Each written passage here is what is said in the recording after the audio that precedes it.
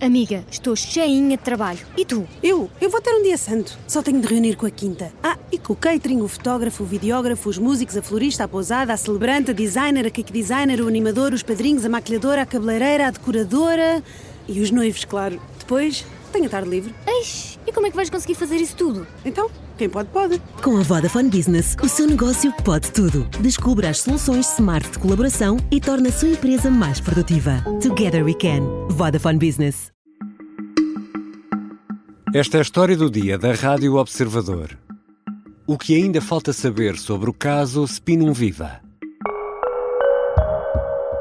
Sandra, vamos cá ver. Eu vou assegurar de forma absolutamente perentória e solene. Eu não faço, não fiz, não vou fazer fretes a ninguém. Eu não tirei nenhum benefício desta empresa. Não é desde que sou Primeiro-Ministro, é desde que sou Presidente do Partido Social Democrata. Primeiro por escrito, depois de viva voz, em entrevista à TVI e CNN, Luís Montenegro reafirma que não há caso no caso Spinum Viva.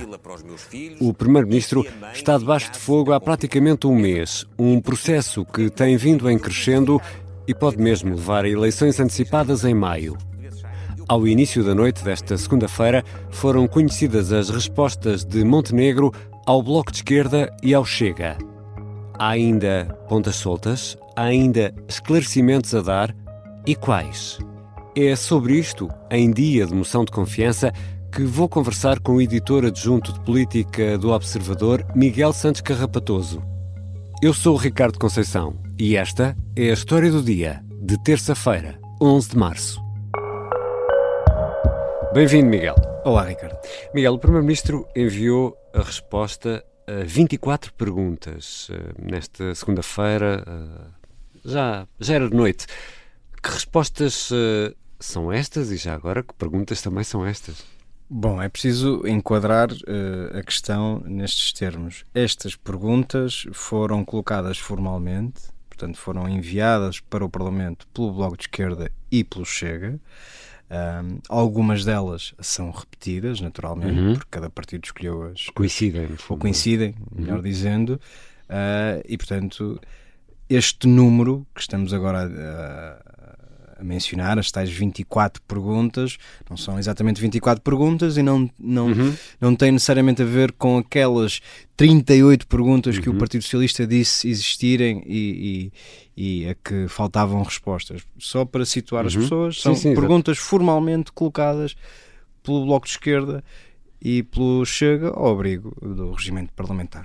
E já que falaste aí no PS, ou seja, estas perguntas e respostas nada têm a ver com a tal Comissão Parlamentar de Inquérito que o Partido Socialista pretende lançar. Não, são figuras regimentais diferentes.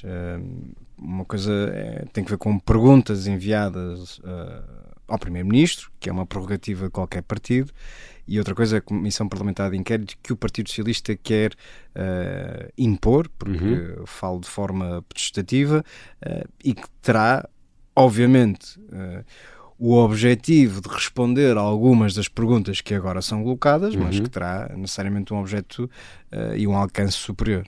Porque numa Comissão Parlamentar de Inquérito, quer dizer, em 99% há exceções, obviamente, mas as respostas são presenciais, há um inquérito público, exatamente, com as câmaras de televisão, com as rádios, não é? E desde logo há uma diferença, que é ouvir outras partes, que não apenas o Primeiro-Ministro, nomeadamente as empresas com quem Luís Montenegro foi mantendo relações comerciais. E já agora, já que estamos a ser pedagógicos, só mais uma nota muito rápida, faz parte da função do Parlamento fiscalizar o Governo, portanto é normal que estas perguntas sejam feitas. É verdade, o Governo responde pela Assembleia da República e, portanto, é parte do poder que a Assembleia da República tem, o de escrutinar o Governo e exigir ao Governo que apresente resposta. Então já vamos olhar para algumas das respostas, mas o que te pergunto agora é, Miguel Santos Carrapatoso, estas 24 respostas responderam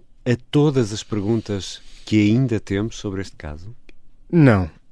E nós, na altura em que estamos a gravar esta conversa, ainda estamos a olhar com maior detalhe para o documento, ou para os documentos, porque são dois documentos diferentes, respostas ao Chega e respostas ao Bloco de Esquerda, mas, e mesmo estando nós ainda a olhar para os documentos, há uma questão que salta à vista e que foi imediatamente identificada, que é: há 2 clientes da Spinum Viva que continuam por revelar.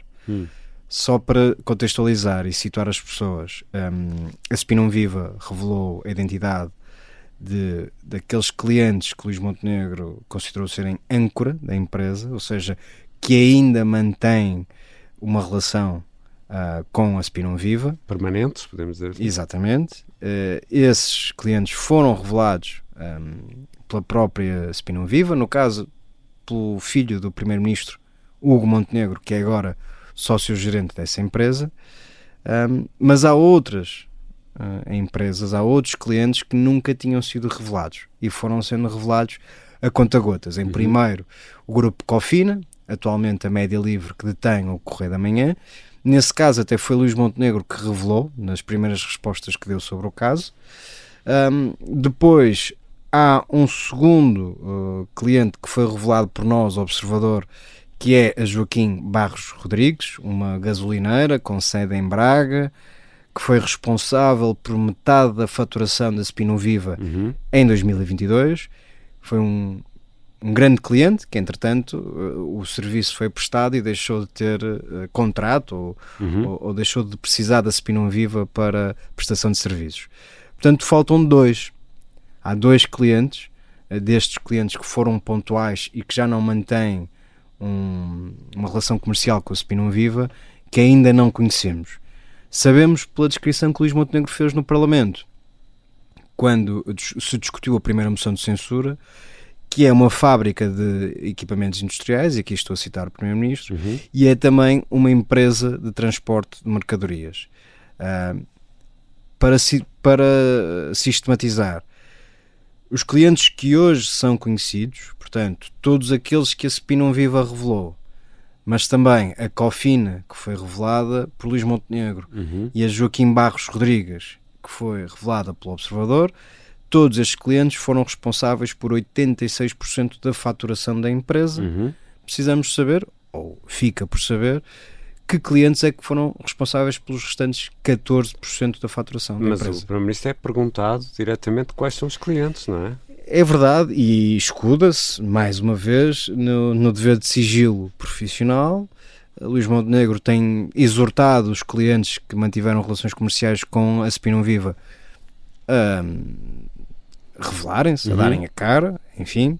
Sabemos que isso também é parte da defesa de Luís Montenegro, porque sempre que foi descoberto um cliente, ou sempre que houve dados sobre a prestação de serviço prestada por determinado cliente, estou-me a recordar, por exemplo, do caso da Sol Verde, mas também no caso da empresa revelada pelo Observador, a tal gasolineira de Braga, naturalmente que o staff de Luís Montenegro foi acompanhando o processo. Portanto, há aqui uma parte que é uma defesa do Primeiro-Ministro, dizendo que não pode ser ele a revelar os clientes da Spinum Viva, mas isso é, lá está, é parte da defesa de Luís Montenegro, porque sabemos que se houvesse de facto uma vontade ativa do Primeiro-Ministro, pelo menos nem que fosse pelo poder da persuasão, estes 2 clientes já teriam dito quem eram. Já voltamos à conversa com Miguel Santos Carrapatoso, editor adjunto de política do Observador. Se ainda há respostas por dar, pode Luís Montenegro respirar?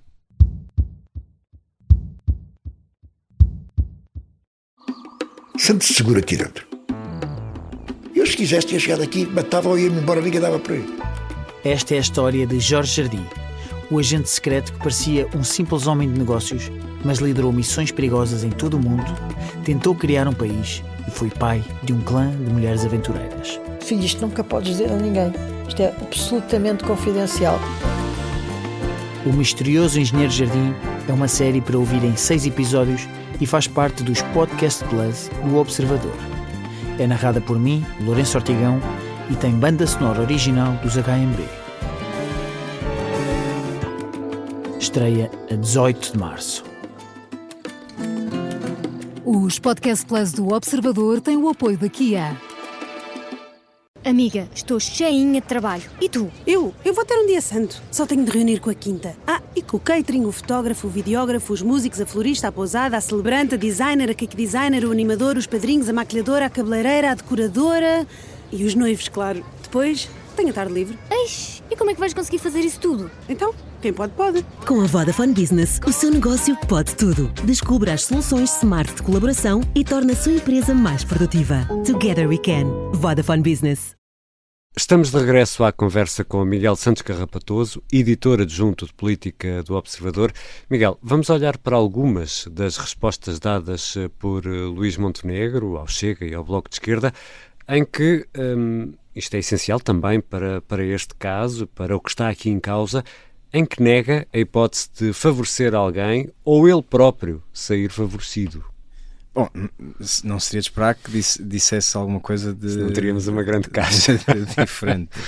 Mas, e é importante dizer isto, apesar do caso já se arrastar algumas semanas, não há qualquer tipo de prova, evidência sequer, de que Luís Montenegro tenha, por alguma decisão que tenha tomado enquanto Primeiro-Ministro, favorecido qualquer um destes clientes. E, portanto, agora é ir acompanhando. Sabemos quais são alguns dos clientes de Luís Montenegro. O Primeiro-Ministro promete não interferir em qualquer tipo de processo que envolva qualquer uma destas empresas. No futuro, através do escrutínio que se exige naturalmente, perceberemos se é assim ou não, mas até ao momento não há nenhum indício de que Luís Montenegro tenha favorecido qualquer um destes clientes. E nestas respostas há muitas negações, isso é patente ao lermos o texto destes dois documentos. E outra questão pendente é a forma como lidou com a empresa, como cedeu a cota à mulher, depois aos filhos, e também aqui Luís Montenegro nega qualquer problema ou irregularidade. Pronto, para perceber esta questão, um Primeiro-Ministro tem de estar em exclusividade de funções. Não pode receber um salário de terceiros, a não ser o salário a que tem direito por ser Primeiro-Ministro. Colocou-se a questão quando se percebeu que a empresa era de facto da família Luís Montenegro, que tinha havido uma cessação de cotas quando Luís Montenegro se tornou líder do PSD, portanto já em 2022, ou ainda em 2022, colocou-se a questão, e foi explorada por vários juristas, gente reputada do direito, constitucionalistas, enfim, quase toda a gente se pronunciou sobre essa questão, sobre se essa cessação de cotas era ou não, ou estava ou não enquadrada legalmente. Havia quem dissesse que não, e portanto a empresa continuava a ser de Luís Montenegro. Por via da mulher? Por via do casamento, não é? Por entenderem que essa cessação de cotas era nula, portanto a empresa continuava a ser de Luís Montenegro, e havia quem entendesse que sim, que o ato era o suficiente para que fosse apenas a mulher a beneficiar a ser de facto dona da empresa.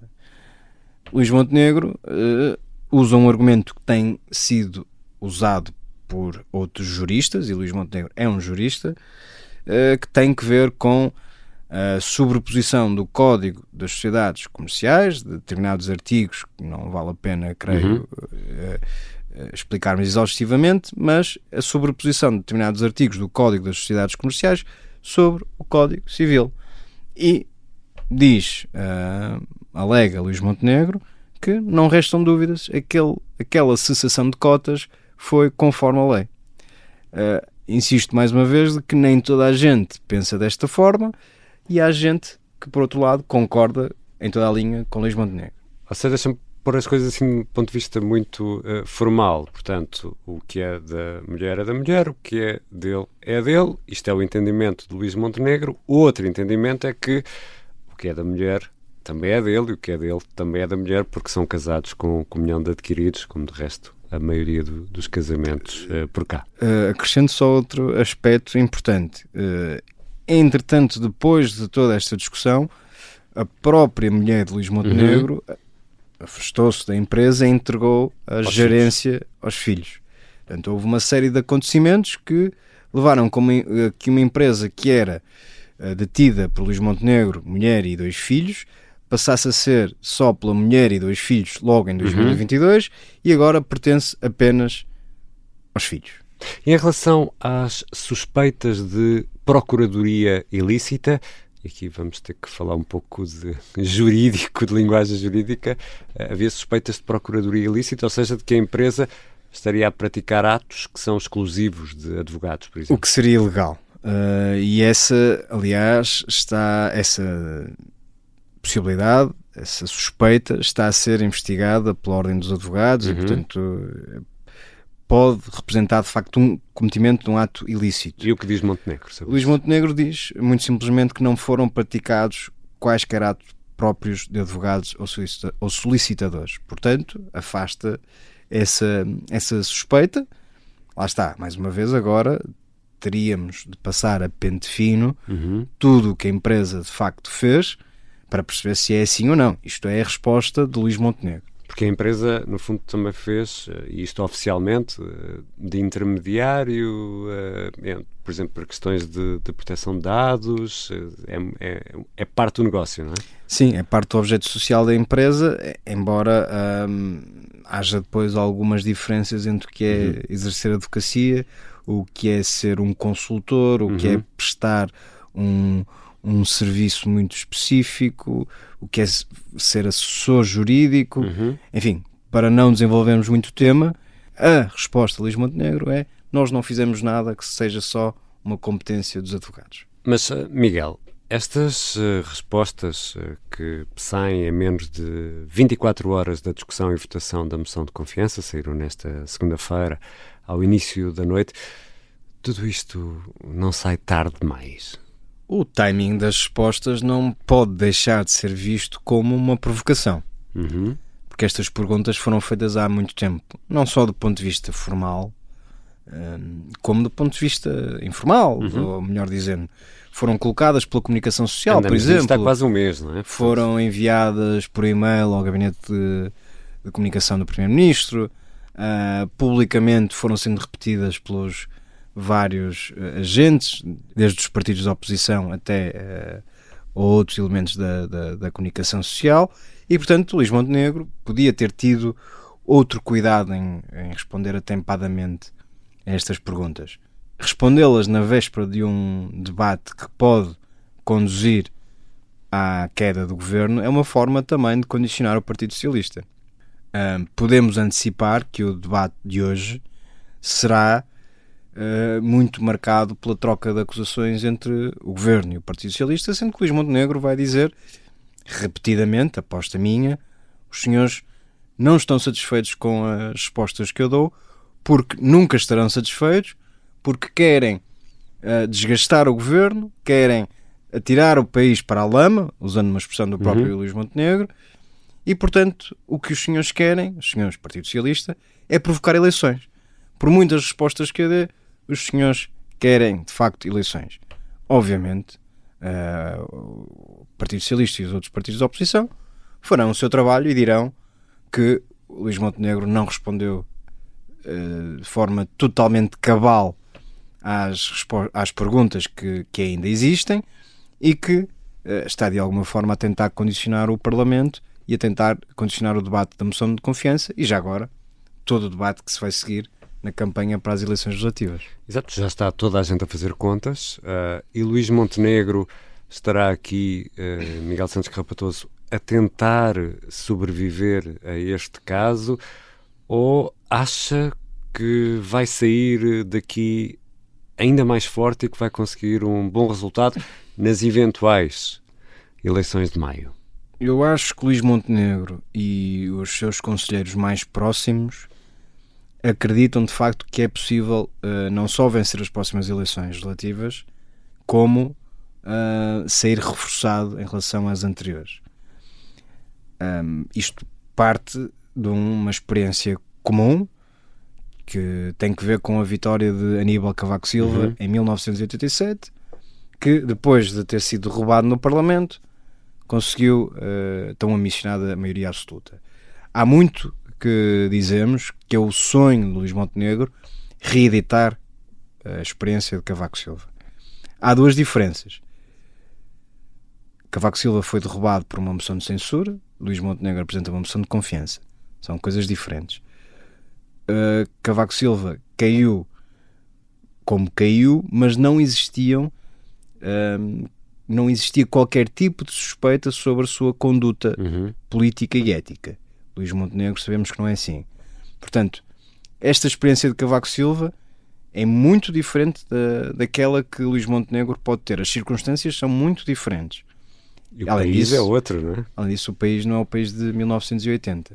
É um país que, não só pelas experiências traumáticas que já sofreu, tem outro tipo de exigência em relação à classe política. Ao mesmo tempo, acrescento um fator que é importante. O primeiro instrumento que nos foi dado para medir o impacto desta crise, uma sondagem feita pela TV e pela CNN, mostra uma grande erosão da figura de Luís Montenegro, que tinha há 10 dias... Que era o trunfo, não é? Que era o trunfo até superior à marca da Aliança Democrática. Não raras vezes Luís Montenegro aparecia com índices de avaliação superiores ao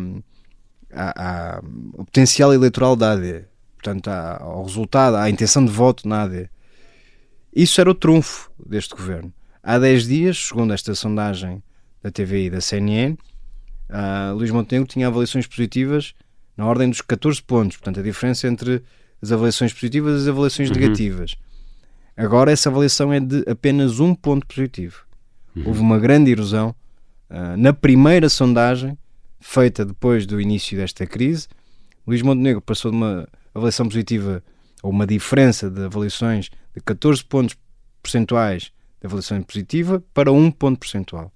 E depois há também, nas intenções de voto, uma diminuição da diferença entre a AD e o Partido Socialista. Isto é um indicador preocupante para a AD, ou seja, a ideia de que os eleitores vão rapidamente perceber que isto foi tudo provocado pelo Partido Socialista e que é importante reforçar a Aliança Democrática está por provar. Vamos ver depois se durante a campanha a AD consegue convencer melhor ou pior os seus eleitores sobre isso. Obrigado, Miguel. Obrigado, Ricardo. Miguel Santos Carrapatoso é editor adjunto de política do Observador. Esta foi a história do dia. A sonoplastia é do Artur Costa, a música do genérico do João Ribeiro. Eu sou o Ricardo Conceição. Até amanhã.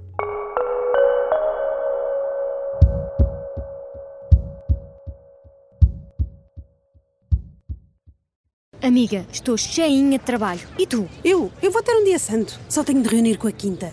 E com o catering, o fotógrafo, o videógrafo, os músicos, a florista, a pousada, a celebrante, a designer, a cake designer, o animador, os padrinhos, a maquilhadora, a cabeleireira, a decoradora e os noivos, claro. Depois, tenho a tarde livre. Eish, e como é que vais conseguir fazer isso tudo? Então, quem pode, pode. Com a Vodafone Business, o seu negócio pode tudo. Descubra as soluções smart de colaboração e torne a sua empresa mais produtiva. Together we can. Vodafone Business.